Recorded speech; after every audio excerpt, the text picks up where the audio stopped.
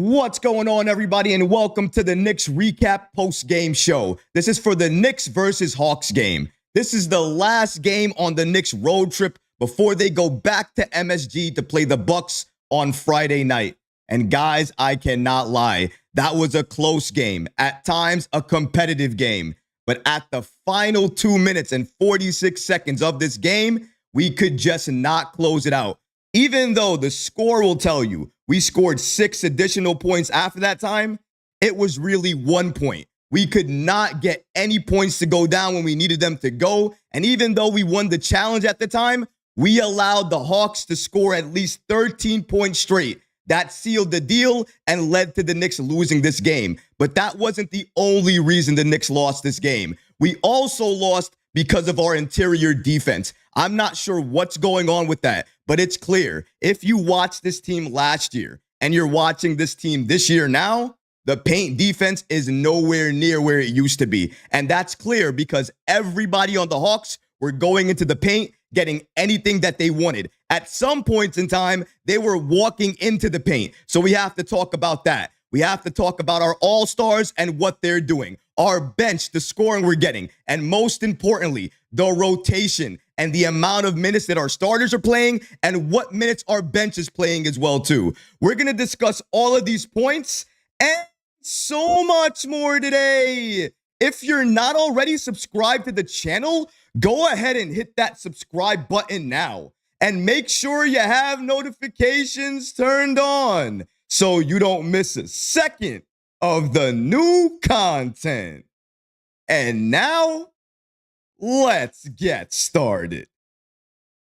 The Knicks flame out against ATL late in this game. We can talk about the first quarter going all the way to the fourth quarter. One thing we have to mention above all else is the way Atlanta was attacking the Knicks. And one thing we have to talk about, because I'm a little bit worried, is the blueprint of beating New York. And what I mean by that is being aggressive, attacking New York inside, and then switching on defense aggressively. And if you do that, you can disrupt the Knicks, you can bother them, and when you do that, you force them to make bad shots, you force them to not pass the ball and make isolation plays, and when we're doing that, we're not playing great offense. We're not moving the ball, we're not getting easy buckets, and it shows. But what the funny part was, though, we were playing okay defense in that first quarter, and another thing was the Atlanta Hawks, even though we were giving them some open looks at three, they weren't converting on those threes and they weren't hitting them. But they knew that early. And they also understood that they could take it to the Knicks early on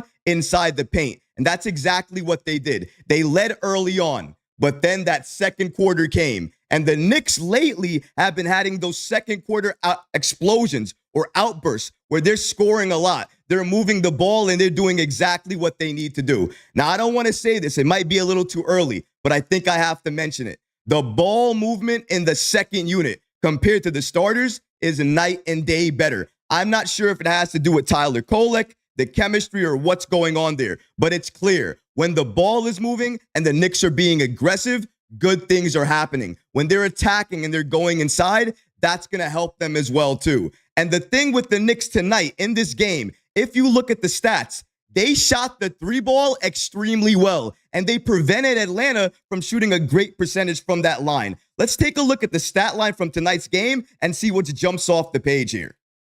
Shout out to ESPN as well for giving us the following information. As you can see here, the Knicks dropped this game 116 to 121. The field goal percentage here, we had the Knicks shooting 48.8% from the field, with Atlanta shooting 45%. So I don't want to hear about the Knicks, their offense, and them not getting shots up. Even though sometimes the shots they got up were rushed, not beautiful, or they were contested, they still were good shots that they got up most of the time, and they were able to convert. So we have to mention that. Another thing we have to mention is the three-point percentage. Listen to this, ladies and gentlemen. The Knicks shot 46.8% from three.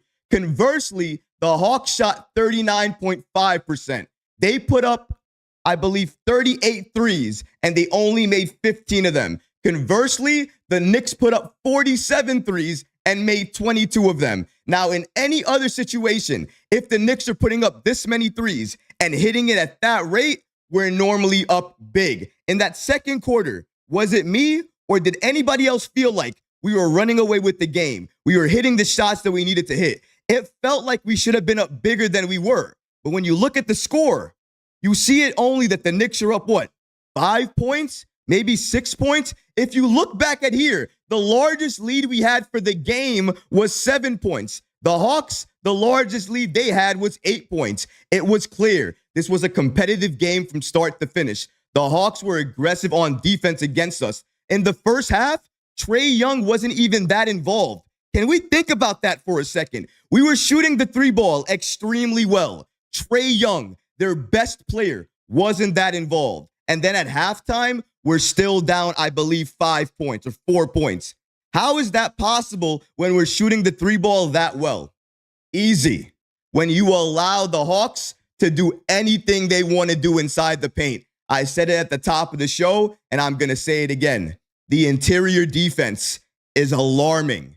We're playing enough games now. I know it's not 20 games, and forgive me, I'll wait until then. But I've been talking about the defense since preseason, so I think I have a right to bring it up right now. The paint defense, the off-ball defense, the transition defense, atrocious, horrible. The Hawks were bullying us, getting anything that they wanted. No boxing out. How can Clint Capella get a pass inside and nobody knows that he's driving or cutting inside? You want to know how that happens? It's when Karl-Anthony Towns is trying to block Dyson Daniels inside and nobody's communicating. Nobody's talking. Nobody's telling Towns, hey, you got to turn around. You have a defender cutting. You need to make another move. When none of that is happening and you're not having that level of communication on defense, things like that are going to happen. The paint for each and every team. You can go to Houston. You can go tonight against the Atlanta Hawks. It's open season. Nobody has any fear. There is zero fear for the Knicks inside. You're not scared if you're going to get your shot blocked or any type of resistance inside. You think if you miss your shot, you're going to be able to get your rebound and go up there and get another play. And if we watch the same game, isn't that what happened? Dyson Daniels did the same thing. Clint Capella did the same thing. Trae Young, one of the smallest players on the court, did the exact same thing. And he's doing it among multiple Knicks defenders. I'm sorry. I cannot allow that to slide. Maybe we can talk about some of the good things in tonight's game, but the defense, that's something that needs to have a monumental spotlight shown on it because it's a problem right now. And I haven't even spoken about the three-point defense, which in my opinion still needs work. But the interior defense, the transition defense, it's so terrible. It's so bad right now that I have to talk about that more than anything else. And if you think I'm wrong, you think that I'm making a big deal of things, let's talk about another stat, a stat that explains everything the way I'm explaining it. Points in the paint. Shall we do that? Let's go ahead now. Points in the paint for New York, 36. 36 points in the paint. The Hawks, 58. 58 points. 20 more points. 20 plus additional points from the Hawks in the paint. Anything that they wanted. One of the easiest games for them in the paint they probably ever had. Sometimes they had resistance. Sometimes they had that block. We can go back to the Karl-Anthony Towns block at the 2-minute and 46-second mark at the fourth quarter of this game. Great block. Great challenge. Bravo to Tom Thibodeau. He used his challenge well. Congratulations to Karl-Anthony Towns. He played okay defense at times. What about all the other times when the defenders didn't care and they pushed by him? They pushed past him. They went around him. We have to remember, there was another player playing in this game. He's been more or less struggling for the last couple of games. But you know who made him look like the number one pick? Who made him look like he was pure gold? Made the Hawks look like they were smart for drafting him? Of course, it had to be the Knicks. What did this rookie put up against us? Let's look at it again. So, Zachary here put up 33 points, 7 rebounds on 6 made threes. And a lot of those points were inside the paint, transition points, not guarded, uncontested, not even any hand in his face. Anybody's going to get those buckets. You're a rookie, you're a veteran, no matter who you are, you're going to get those buckets if you play that way. If you play in transition that way. That's what the Hawks were doing. Each and every time they could run, they ran against this Knicks team, and we were abused in the process. Another reason we lost this game, turnovers. It's just something we have to talk about. In the first half alone, we had 10 turnovers. 10 turnovers that led to Hawks points. Not all of them led to Hawks points, but most of them did. So you want to know why in that second quarter it felt like we were up, but we weren't? It was because when that 4-minute mark came into that second quarter, it's like we forgot how to play defense. We let them hit 3 after 3 and then let them go into paint, and then let them go into the paint and do whatever they want. Hit whatever they want, take whatever they want. And when they saw that they could do that and there was not going to be any resistance from us, they continued to do it, continued to attack, and it showed. And if you look at the stats here again, total turnovers for the Knicks, 16-8. I mean, that's just the nature of the game there. If you want to know where we lost, steals, Atlanta 12, the Knicks 5. Turnovers 16 for the Knicks, Atlanta 8. Atlanta was playing defense. They were taking the balls. I remember a few possessions. You guys remember it too. Deuce McBride dribbling up the court. Legitimately, somebody goes up to him, takes the ball from him, and runs up the court and then makes a play. Goes all the way to the basket and gets that bucket to go in. I'm not sure where the resistance is. And when we have that first effort to go, when the play gets broken, there's no second effort. None. So if we guard for 20 seconds and then there's a long rebound and they're open for a 3, guess what? The Knicks are not going to contest you. Nobody's going to run out to you. They're going to watch you prepare to take the 3, and likely it's going to go in. I cannot tell you how appalled I am with the Knicks' second effort, third effort, and fourth effort on defense tonight. The first effort, it was there. The rest of it, where was it? Where was it after the rebound was gotten by the opposing team and you missed the rebound? Were you so defeated after that that you forgot how to play defense, that you allowed them to hit open 3 after open 3 to dance inside the paint? Because let's face it, that's what they did. They danced inside the paint. They allowed a rookie who was struggling to look like a legitimate first-round pick, to look like the Hawks didn't make a mistake, to look like they made a choice of gold here. He's not that good, ladies and gentlemen, but we made him look that good because we didn't defend him. We really didn't defend the Hawks at all. And 2 minutes, 46 seconds into that fourth quarter, what did we see? A collapse, a flame out. 1 point. 1 point. And Atlanta, conversely, scored 13. End of game. And then they won it at the free throw line. I don't care if the score says 116. Those additional 5 points meant nothing. They were scored in garbage time when the game was far away and it didn't matter anymore. I watched the game. You're not going to fool my eyes. We have a defensive problem. Oh, but also, and I mentioned this as well too, we have a lineup problem as well, don't we? How many players played tonight? Did you guys take a look? Did you guys count? I know. It was 8. And let's look at the minutes and see if we want to call it a legitimate 8. Because I can make the argument it's a legitimate 6 plus 2. Let's take a look at that. Looking at the minutes here, you had Mikal Bridges, 39 minutes. OG Anunoby played the most minutes on the Knicks tonight at 41 minutes. Karl-Anthony Towns, 38 minutes. Jalen Brunson, 37. Hart, 38. Jericho Sims, 10. 10 minutes. Okay. Tyler Kolek, 9. 9 minutes. Okay. McBride, 28 minutes. Matt Ryan, Jacob Toppin, Ariel Hukporti, and Pacome Dadier. As you see there, DNP, coach's decision.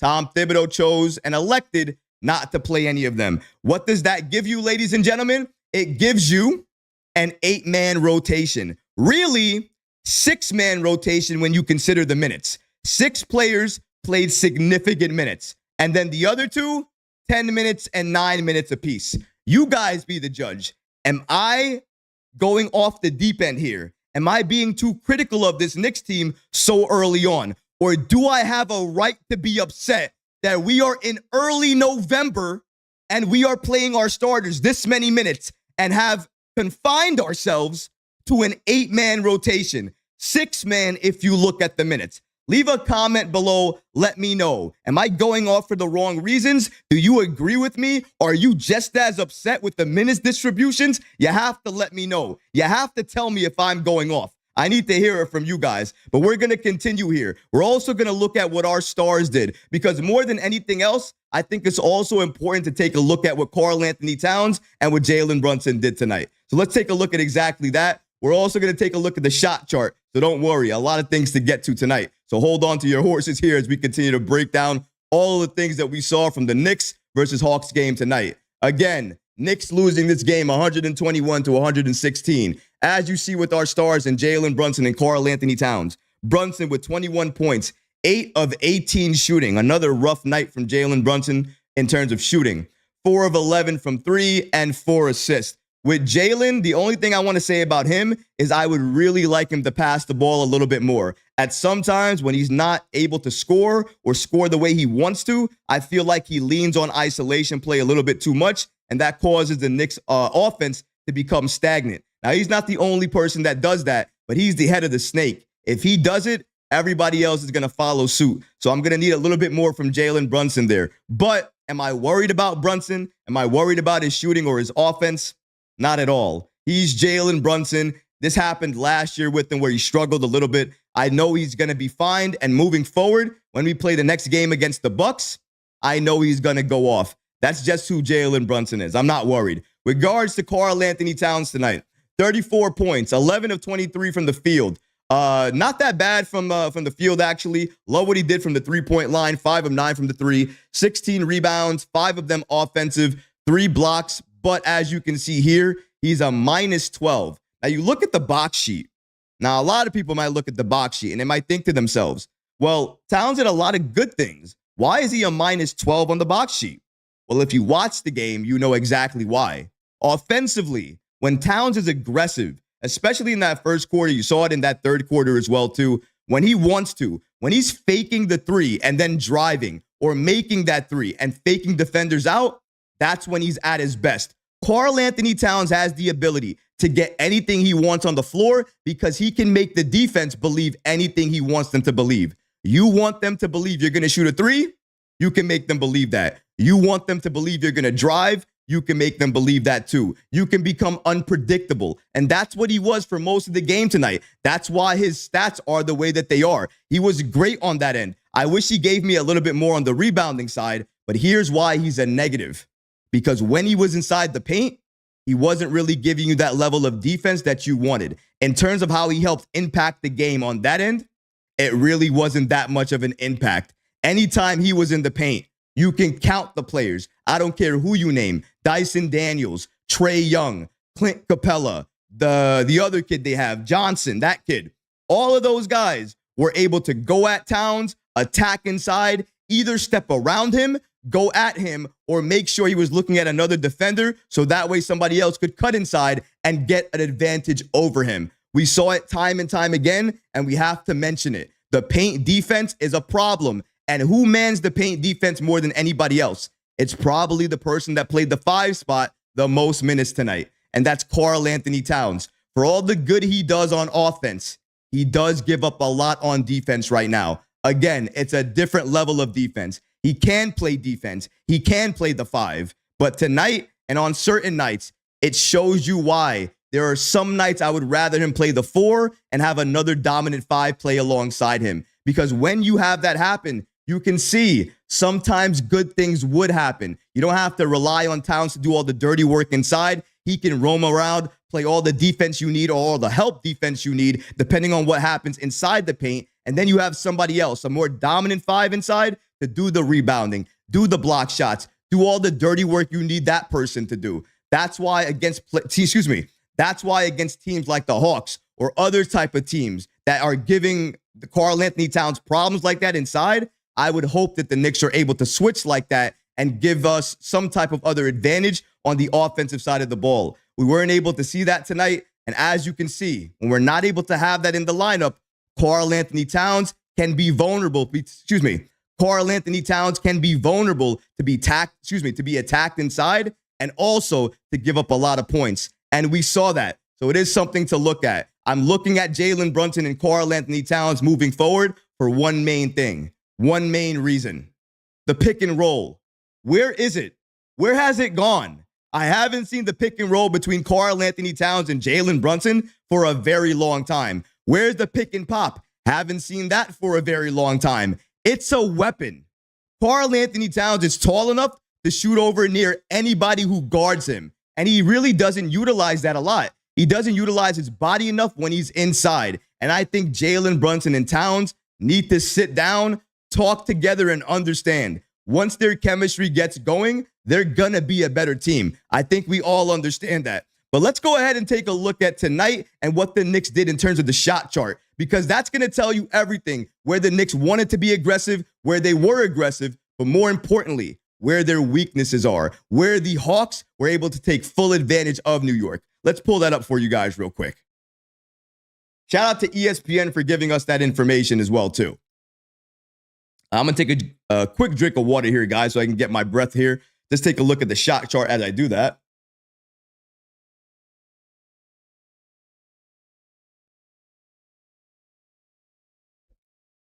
So as you can see here, the Knicks are blue on this chart. Then you have the Atlanta Hawks. They represent the red here. The Hawks clearly got a lot of what they wanted on the perimeter, but inside the paint, you can clearly see there, the Atlanta Hawks got whatever they wanted to. At certain points of the game, I felt like the Atlanta Hawks were just walking to the basket. And you can see that at some points.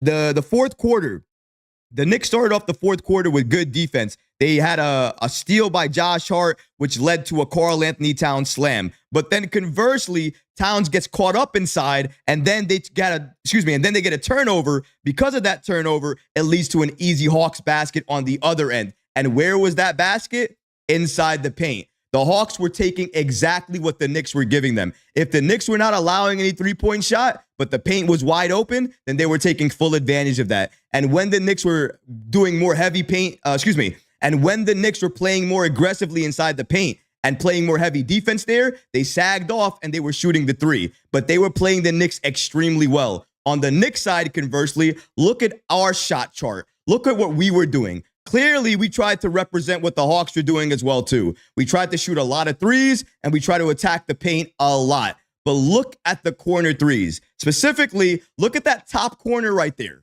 Look at the amount of threes we took and the amount of threes that we missed. We took so many threes from that top corner and missed nearly all of them. If the three ball is not going down, if you don't have it, what should you do as a player? You have to drive. You have to attack. You need to see the ball go in. That's going to give you confidence. It's going to help your game. It's going to make you a better player. Don't continue to shoot the three ball if you've missed 5 of them. If you've missed 5-3, take it as a sign for that night that the ball is not going to go in, and you're going to have to be effective in different ways. Pass the ball, rebound the ball, fight inside, fight over screens, fight on defense, and attack, attack, attack. If the Knicks continue to attack tonight against the Hawks, they would have been able to get anything they wanted and been able to get to the line. It was infuriating not seeing Jalen Brunson get to the line more. Jalen Brunson is a player that attacks, takes contact, and gets to the line. He needs to do that. That's where he's most effective for New York, especially if his shot is not going down. If I'm Brunson and I know my shot is not there tonight, I'm going to continue to attack, because it's not like the Hawks are a great defensive team. They were allowing a lot of paint points and allowing the Knicks to shoot a lot of open threes. They wanted the Knicks to do that. That was more or less their game plan. And when they came into the paint, all the Knicks needed to do was make 2 passes in the paint. Sometimes 1 pass to a cutter, and that's all they needed to do to get an easy bucket. We saw that with Mikal Bridges, and we saw that with OG Anunoby. It was always there. But for some reason, the Knicks settled on the 3 and never attacked as much as they should have. And I think that hurt them this game and led to them not winning this game. Another thing that led to them not winning this game is the amount of minutes the starters played. Let's take a look at that again. 39, 41, 38, 37, 38, and then McBride, 28. The bench, really 10 minutes and 9 minutes. You can say whatever you want to say. You can call me crazy. You can tell me I'm going off the deep end or I'm making a critical thought right now when it's too early. But when you play your starters this many minutes, this early on into the season, it's going to cause problems. It's going to make them get fatigued late into the game. They're not going to have lift in their legs late into the game, and that's going to affect their offense, affect their ability to make shots. What happened late in the game when they had 110 to 105 lead with 2 minutes and 46 seconds left in the game? Oh yeah, they couldn't make a shot.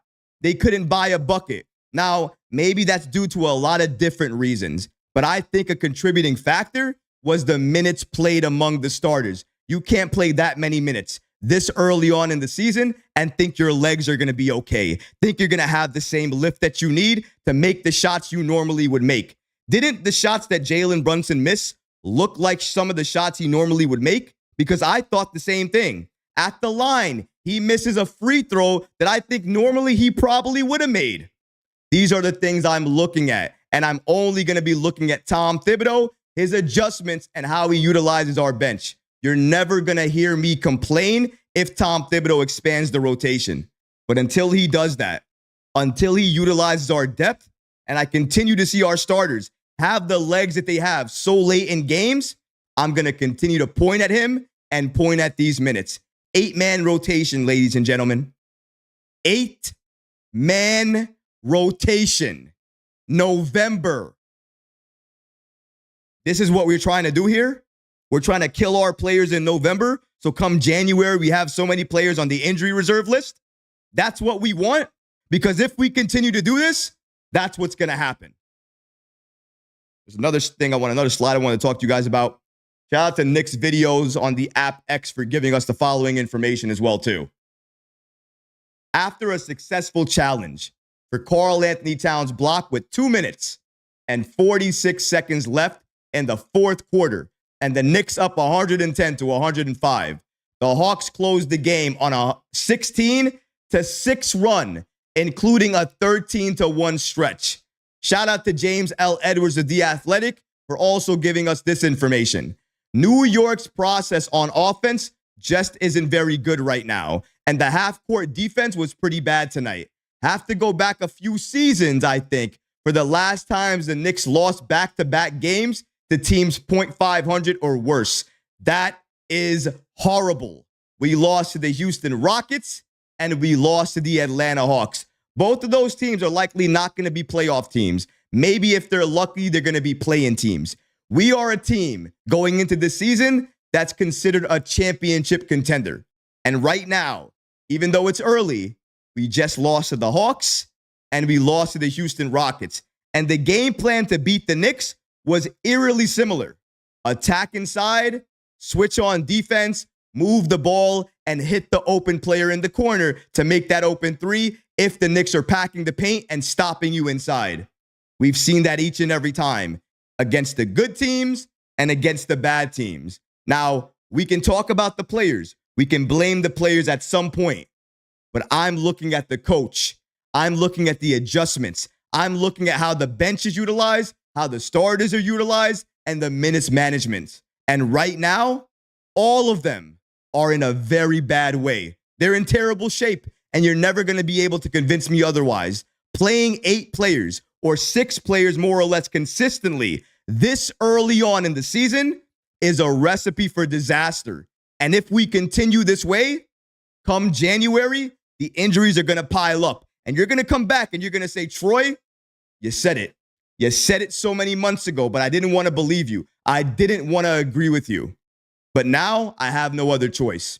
And I don't want to be the one that does that. I don't want to be right about this. I hope I'm wrong. And I hope Tom Thibodeau changes it before I'm right. but it doesn't look like that's going to happen because he's not going past an 8-man rotation. And I'm worried that he's never going to do that until Preston Achiuwa comes back. And if that's the case, we're going to be waiting a very long time. I have a couple of other notes I want to break down before I actually go to the chat and get your opinions on the game, guys. So let me break down a couple of other notes that I have here. I mentioned here in the second quarter that the Knicks were exploding in this quarter, hitting everything from three. And that's something to mention. Like I mentioned earlier, at halftime, by the half, the Knicks had 50% percentage from three. Everything they threw up, they were hitting. Deuce McBride threw up a three, he hit it. Jalen Brunson, same thing. I think even Mikal Bridges, when he played early on in that quarter, he hit a three, he made it as well too. Karl-Anthony Towns, the same thing. OG Anunoby, the same thing. You're looking for a bright spot in this game. You're looking for a player that continues to be aggressive. That is OG Anunoby. OG right now, and I'm not being I'm not trying to go over the top here or make it seem like I'm taking everything just as it goes right now. I'm looking at the game, I'm looking how everything's playing out, and I'm looking at the players. And I'm honestly saying right now that the three best players on this team are Jalen Brunson, Karl-Anthony Towns, and OG Anunoby. He is continuing to be aggressive on offense, continuing to be aggressive on defense, giving you the elite defense we expect, but on offense, being aggressive in the mid-range, being aggressive when he catches it inside, but also looking for his shot in the corner because he knows, like we all know, if he's shooting that three ball in the corner, more times than not, that ball is going to go in and we're going to convert on those 3 points. I love OG. I love his aggression. He is firmly, right now, in my opinion, the third best player on this team. Now, some people may hate that because they're going to look at Mikal Bridges and say, well, we gave up all of those picks for Mikal. Shouldn't he be the third best player? In my opinion, it's all about championships, isn't it? If you win the championships and you get what you need, then it doesn't really matter who does what, in my opinion. But I can understand why some of you guys may want more from Mikal Bridges. But I'm not going to be one to complain about that because I'm going to wait a few more games to see what he does on offense and continues to do on defense. But I will agree, if he continues to not give you that level of impact that you would want for somebody you gave up this many picks for, I might have to join that guy. I might have to join you guys and start criticizing him just a little bit. But for right now, I did like his defense and his offense during some points of this game. But without further ado, guys, let's go to you, hear what you guys have to say about the game and everything you guys have to say about what you guys liked about the game, what you guys didn't like about the game, and things like that. Let's break it down here. All right. Going to the chat, Nick Yak says, did Randall haters see Cat arguing fouls instead of getting back twice in a row? Now, listen, I did see Karl-Anthony Towns arguing with some referees during the play. Not going to lie about that. But, again, bringing up Karl-Anthony Towns and what he did tonight. 34 points, 11 to 23 from the field. If you're talking about what he did on offense, I have no complaints. Karl-Anthony Towns was aggressive. He was looking for his shot. He was trying to hit the three. He was trying to be aggressive inside, taking contact. Clint Capella, early on when he had the foul trouble, who was that attributed to? Wasn't it attributed to Karl-Anthony Towns? He was attacking him, driving on him, and making sure he was getting buckets. You have to give him the credit there, Nick Yak. Maybe you don't want to say that he was doing everything right. Maybe he had some mistakes that he was making, but offensively, it's hard to criticize what Karl-Anthony Towns was doing. Defensively, we can talk about that because everybody was attacking him defensively. I think we all saw that. Let's go to the next person here. Knicks 100 GM says, every single one of us saw that but you. We all saw that Cat have the best night of any Knick. McBride dribbled right into a turnover on a fast break. Knicks 100 GM, you're saying exactly what I said before. And that wasn't the only time McBride did that. We saw McBride do that twice, actually. A Hawks defender went near McBride and stole the ball. Not even dribbled it away from him. They stole the ball from McBride, dribbled it all the way up court, and got a transition basket in the process. Converted on 2 points. It was a turnover for us. I think we all saw that. So McBride, for all the threes he hit and for how good he was on offense, he didn't do a lot on offense. Let's take a look at his stat line tonight.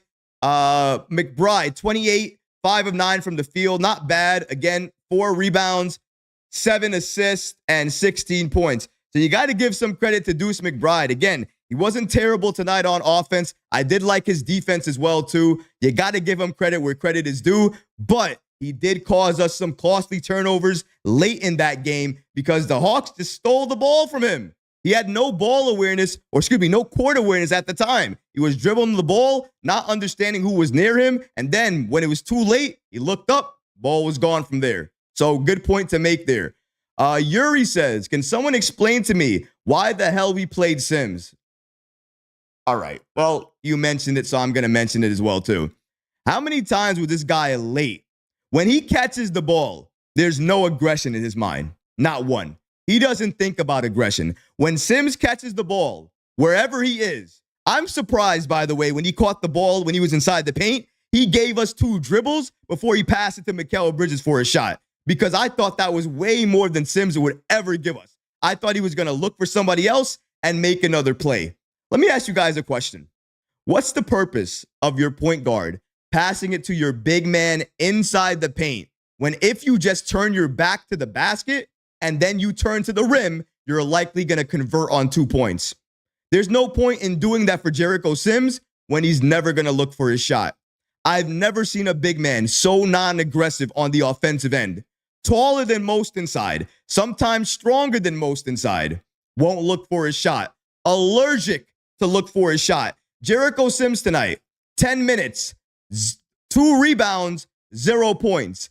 0 attempted points as well, too. He didn't shoot, didn't even attempt to shoot, didn't do a thing. Nobody can defend that for me. Jericho Sims needs to be better. And I think we should expect more from Jericho Sims. There's no reason Jericho Sims should be inside the paint, as big as he is, get rebounds like he does, and have no putback dunks. Gets past a lot of good passes inside the paint from Jalen Brunson, and never can convert on points. Why, when we pass into the paint for him, he goes and looks for another player to pass it to? Why is he always looking to pass the ball when he gets the ball? Does he forget how to play offense? Shoot the ball. Score. Do something. Nobody's going near him. You want to know why? Because everybody knows he's not going to do anything. He knows that, the opposing team knows that Jericho Sims is going to pass the ball to somebody else, and they can just go ahead and play defense on that other player. No need to play it on Sims. He's never going to do anything anyways. We all saw that firsthand tonight. Let's keep it going here. Thanks for the comments, guys. Yuri says, bro, the guy passed the ball when he was near the rim. Dunk that. Yuri's right. Are we watching different games? Jericho Sims had the ball in his hands from a Jalen Brunson pass. Dribble, goes down the baseline, finds Mikal Bridges cutting, passes it to Mikal Bridges. He goes in for the shot and he gets fouled. That was the sequence. That was it. That's all. I'm not blind. I think we all saw that. The real Django, he's a member as well, too. Shout out to the members of the channel. Really appreciate you guys. He says, Sims doesn't do anything worth the playing he's been getting. Huck at least goes for his shot. No excuses for Sims. Member for a reason. He understands my mentality and saying exactly what I'm saying. Jericho Sims, non-aggressive on offense, a couple of rebounds, a couple of block shots here and there. That's why you want to keep him in the game? Because he gives you that? I would rather get the rebounds and get the block shots from Huck Porty, and he'll also give you believable pick and rolls. He'll roll with authority. He'll give you that offense that you need. Huck Porty deserved minutes tonight. You're telling me the way Jericho Sims played, he deserved minutes? He deserved nothing. 0. Huck Porty deserved those minutes. At least split the minutes. Do something. Let us see what's going on. Sims gave you no points and no aggression. He did nothing. Nothing. He didn't even look at the basket. I probably have to look back at the tape, but he didn't look at the basket as a big, and he caught the ball inside.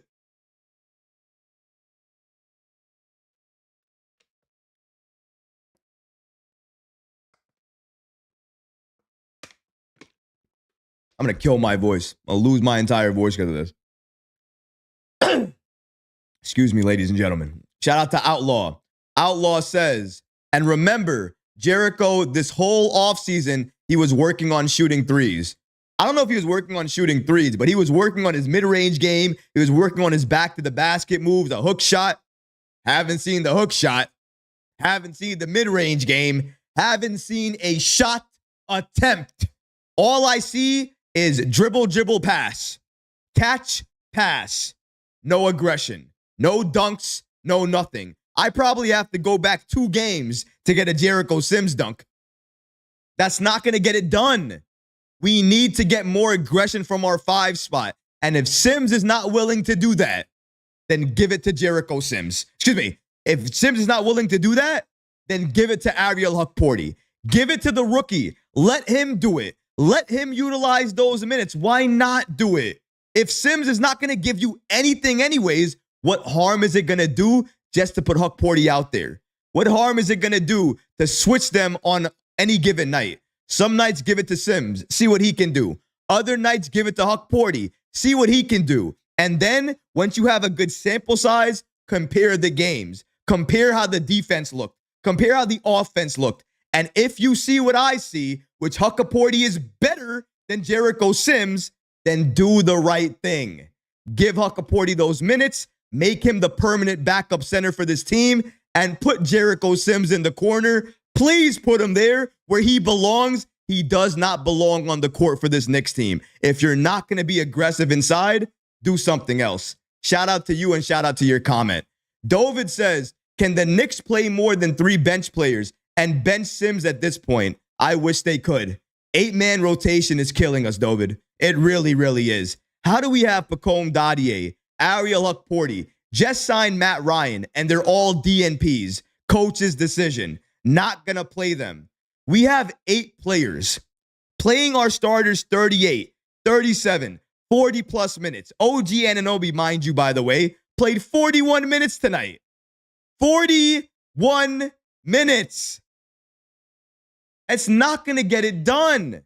You cannot keep relying on your starters for consistent scoring and then get no scoring from your bench and think you're going to win games. How do you win games that way? Explain it to me. How do you come back in games like that? You think your starters are going to keep you in the game, get you back in the game without having to rely on your bench? That's mental. It doesn't make sense. It really, really doesn't. I'm going to go to some more notes here, guys, that I had real quick. There's so many things that I wanted to talk about. Obviously, when I come on here and I talk to the game about this game, about you guys, and I speak about what's going on in the game, I'm doing it on my fresh reaction. It's coming off straight from the dome, nothing else. It's live, it's real, it's passionate. It's what I would do if I was at the game watching it live and I was outside. That's the reaction you're getting from me. But I also took some notes as well, too, that I want to get to because those were important. But sometimes I can never get to them because I'm so hyped talking to all of you. Another thing I wanted to mention here for that third quarter with the paint defense. And I'm going to go back to the main shot here before I go to the chat, guys. The Knicks paint defense is a problem. And it's been a problem for a while now. I've kept my mouth shut as much as I could. I've mentioned it here and there. I have. But for the most part, I've kept my mouth shut on it until now. I can't do it anymore. I can't. The paint defense, it's different. And different in a bad way. There's no resistance. There's no fear. They're walking either past Karl-Anthony Towns, around Karl-Anthony Towns, or they don't care that he's there because they're pushing past him and getting the bucket anyways. We need more resistance. We need more fear. We need more support inside. If we're not going to get that, then every single team knows the blueprint to beat the Knicks. Be aggressive inside, and good things will happen. Switch on defense, and good things will happen. Double team Brunson. Make it hard for Cat. Make Cat get in foul trouble, and this Knicks team will be easy to beat. That's been the game plan. Guess who's executed it?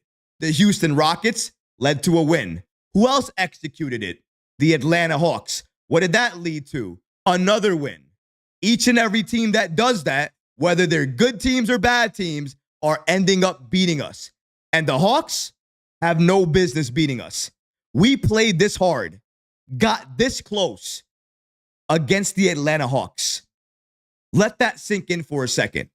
This wasn't the Bucks, who are playing bad, by the way. This wasn't Boston. This wasn't the Warriors. This wasn't the Nuggets. This wasn't the T-Wolves. This was the Hawks. The Hawks, who are already a bad team to begin with. Not a great team already. We were beating them in terms of the three-point percentage. Their best player really didn't go off until maybe the third quarter into the fourth quarter. We had every opportunity to win this game. We should have won this game, and we still lost. Against the Hawks, what happens against Boston? Against the Nuggets? Against the top elite teams in this league? You think they're not going to take advantage of what the Hawks couldn't take advantage of? You think if we give them open threes, they're not going to convert? You think if we give them that much space to operate in the paint, they're not going to be able to take those shots? If we give anybody that level of space in the paint, no resistance, no hand in your face, they're going to convert each and every time. They have no fear. Nobody's scared against the Knicks anymore. Last year, nobody wanted to go inside the paint because you were going to get blocked. It was going to lead to a turnover. Oh, yeah, and by the way, the Knicks were one of the best offensive rebounding teams in the league. So if you did that, good chances were you were going to miss. We were going to get that offensive rebound, transition bucket, you lose. This year, not the same. We get some transition points, but not enough. And it's not the same way. We don't get them because of rebounds. Another stat that jumps off the page, ladies and gentlemen, take a look at the rebounding numbers here. As you can see here, 41 to 48. But here's the key stat. Offensive rebounds, 16 to 7. 16 to 7 offensive rebounds. We didn't pass the ball enough. We didn't rebound well.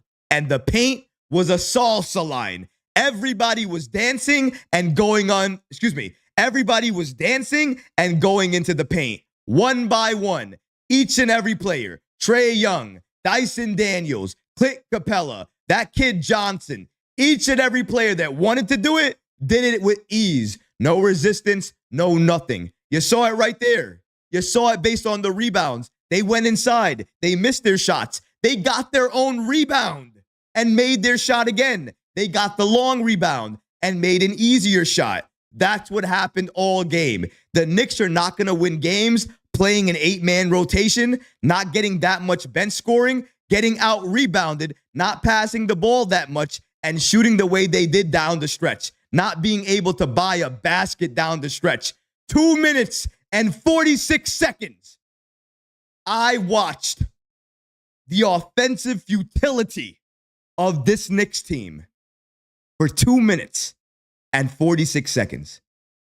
I was almost sick to my stomach for 2 minutes and 46 seconds. For most of those 2 minutes, I saw a 13-1 run.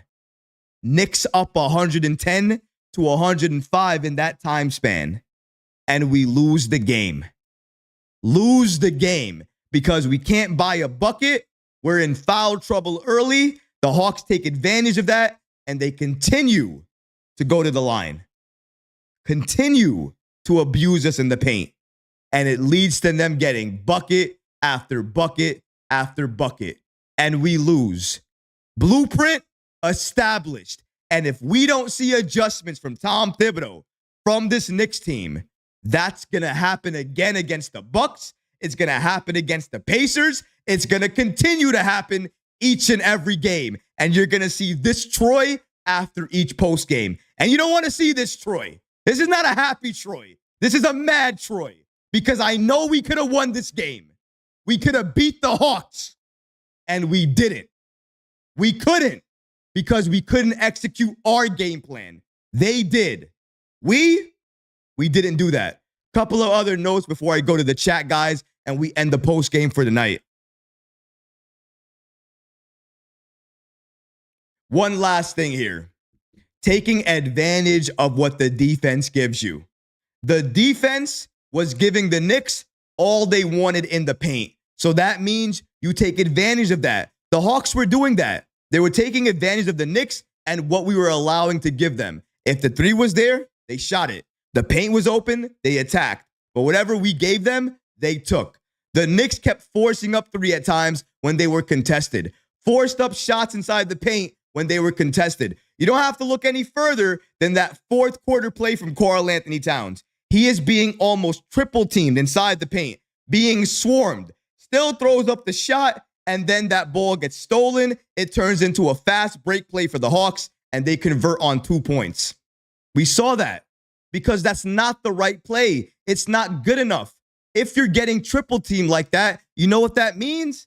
Somebody's open for us in the corner. Swing that ball, pass that ball, and get the easy shot. Get the open shot. We made things so hard on ourselves tonight because when we had a hard shot, we made it an even harder shot by trying to make the bucket. Never made it easier for us or our teammates by passing that ball around. Why didn't you think we didn't see a lot of player movement tonight? Nobody moved because nobody cared to move because we knew if you even moved, you likely weren't going to get the ball anyways because there was not a lot of ball movement going on in the game. You really only saw that during, I want to say, the second quarter. In the second quarter and maybe to end that third quarter when Jalen Brunson was getting his game going. He was finding his offense and finding other players all around the court. During that time, you can say the Knicks offense was humming. Their defense was humming as well too. But apart from really those moments, the rest of the game, it was up and down. And if we're not going to have consistency on that level, especially on the defensive end, for a Tom Thibodeau coach team, we're not winning the game. There's no way you can win the game. We're going to be out-hustled. We saw that from each and every stat that we recovered. We saw that on each and every stat that we covered tonight on the stat sheet. Each and every time. And the Hawks and any team we go against are going to find a way to do the exact same thing against the Knicks. Tom Thibodeau, I need to see adjustments. Going back to the chat here, guys. Let's see what you guys have to say. The Meow of Wisdom says, if Thibs continues to run the starters, we might need to fire him. And on that note, Troy, if we ever fire him, who could be another coach that could be perfect for the Knicks? Very good question. I like that question. I'm not going to put any comments out there. I'm not going to say if I heard anything. Not going to say that. But there's a lot of belief that if Tom Thibodeau were to leave, he likely would take a GM spot with this team. Now, that's what they say. If that happens, the other thing you have to consider is who would take that spot. I'm looking at a coach in Denver, the Nuggets, Mike Malone. Now, it's no secret that Mike Malone is not happy with the Denver management, not happy with the moves that they made this offseason. And honestly, the Denver Nuggets and their record, it's not that great to start the season. Everybody was expecting a little bit more.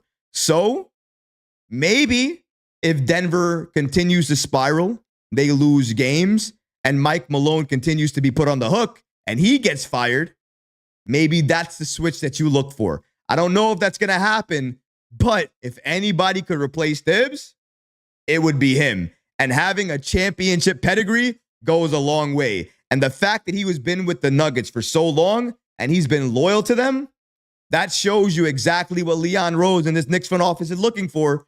If they're going to replace Thibs, they're going to do so for somebody who has loyalty in their mind. And Mike Malone, he's going to give you that. Shout out to you. That was a very good question. Yuri says, he'll be the one to say it. Start Ariel. Oh, he says, I'll be the one to say it. I'll be the one to say it. Start Ariel. I don't know if they're going to start him. Now, would I like him to start? Maybe it would depend on the matchup. Depending on the matchup, I wouldn't mind him starting. But even if he's not going to start, coming off the bench, I wouldn't mind that. I would actually appreciate it if he did come off the bench at times because there are certain situations where I do want Karl-Anthony Towns to play the 5 because he does pose a huge advantage to opposing defenses if he's playing the 5 for us. But in certain situations, if he's getting taken advantage of at the 5 or he's not able to play that for us, then yeah, I have no problem with the Knicks going to somebody else at the 5 spot. If that's Ariel Hukporti, do that. If it's starting him, do that. Let's see how it looks. Right now, it's early. We're experimenting. We don't have the bodies that we need anyways. And clearly, we're losing games. We need to expand the rotation. More than anything else tonight, I think you guys saw it too. If we don't expand this rotation, we're going to get injured. It's just that simple. We're going to get injured. Something is going to happen. We are playing the starters too many minutes in November, early November. We're not playing our bench enough. We have the depth to utilize, but we're not doing it. Why didn't Tyler Kolek play more than, 9 minutes tonight? Why didn't he play more than 9 minutes? Why didn't he play 12 minutes, 15 minutes? Why didn't Pacome Dadier play at all? Why didn't Ariel Hukporti play at all? Especially when Towns went to the bench and we needed somebody else inside who can help clean up and be aggressive on offense. And we needed somebody aggressive on offense because we were down at the time. That's the adjustment that we needed to make. Tom Thibodeau, you're watching the same game as I am. Why not do it? I'll never understand it, guys. Let's keep it going here. Last comment, I think, or a couple last comments here. Yuri says, that got me heated. And Tyler was cooking. Tyler was cooking. 3 after 3 after 3. He was hitting so many good shots. And some of those shots, he had this much space. Let me say something about Tyler Kolek. Once he fixes his defense and he takes that next step defensively, he will be the exact player that we need off the bench for this team. Because I think his offense is already NBA level ready. His passing, already NBA level ready. That's the only other step he needs. Defense. Once that happens, this kid might be a very good player. I know I said he was the steal of the draft before, but give this kid a few years. Give him a better defensive game. He might be a player we look back at and think to ourselves, how did the Knicks pull this off and get this player in the second round? Because right now, he's looking like that player. We might not be able to get enough looks at him because he's not playing enough minutes. But when he is in the game, he's having an impact, a positive impact. And I think for Tom Thibodeau, slowly, he can't ignore it anymore. He's not going to be able to ignore it. With him playing this level, him playing this way, once he takes that defensive step, Tom Thibodeau won't be able to ignore him. He'll play him significant minutes, and he'll be somebody that you can count on off the bench. But the defense has to come first, and hopefully that it does. But I appreciate everybody in the chat tonight. I appreciate everybody watching this live stream, everybody who came into the chat and gave their opinion on the game, what they liked, what they didn't like. And clearly for me, you guys heard everything that I love from tonight's game, which was a lot of the offense, a lot of what Karl-Anthony Towns in terms of his aggression, and really the bright spot of the game, OG Anunoby. But a lot of other things I didn't like. And the main things, defense, especially the interior defense, and that 8-man rotation, when really, if you look at it, it's a more significant 6-man rotation. Doing that for the rest of the season is going to cause a problem. I'm not hoping for it. I don't want it. But it's like I can see the writing on the wall. It's like I have the foresight that I know it's coming. Maybe that's because I saw it happen last year, and I don't want to see the same thing happen this year. I'm trying to protect the players more than anything else. Do I want to win games? I do. But I want to win games while also protecting the players. And we can do that. We have the depth to do that. The only question is, will Tom Thibodeau utilize it? Clearly, early on, he's answered that question. He's not going to utilize the depth. He is comfortable playing a 6-man rotation with 2 additional players that play 9 to 10 minutes. And that's how I'm going to call it moving forward. That's not going to get it done. I can only hope and pray Tom Thibodeau gets back more players that he trusts that he can play in this rotation. Because apart from that happening, we're not going to see this rotation expand. I thought we were going to see it happen with Matt Ryan. I thought at this point, him being situational, what better situation to play in when Cam Payne is out and we're already playing a more or less 6-man rotation? Add him to the rotation. Add his shooting to the rotation. It could only help you. Nope. Didn't happen. Maybe because it's only game 1 and he still needs to understand the offensive and defensive schemes for this team. But really, if this situation wasn't enough to play him, then honestly, I ask you, What situation will be enough to play him? When will we see him? Is it going to be next game? Will we ever see him?